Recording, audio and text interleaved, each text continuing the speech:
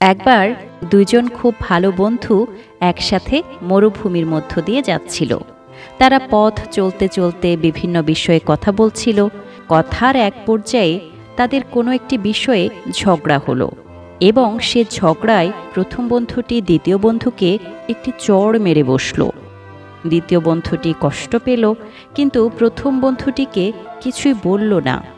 সে বালিতে লিখল, আমার সবচেয়ে ভালো বন্ধু আজ আমায় থাপ্পড় মেরেছে।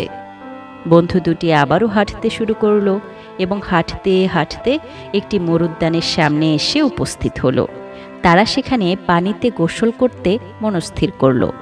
এমন সময় যে বন্ধুটি চড় খেয়েছিল সে চোরাবালিতে আটকে গেল এবং নিচে ডুবে যেতে শুরু করলো। তখন প্রথম বন্ধুটি তাকে দ্রুত উদ্ধার করে। উদ্ধার হওয়ার পর দ্বিতীয় বন্ধুটি গিয়ে আবার পাথরের উপর লিখল, আমার সবচেয়ে ভালো বন্ধু আজ আমার প্রাণ বাঁচিয়েছে। এটি দেখে প্রথম বন্ধুটি জিজ্ঞাসা করল, খিরে, যখন মারলাম তখন লিখলি বালিতে, আর বাঁচানোর পর লিখলি পাথরে, এর কারণ কি?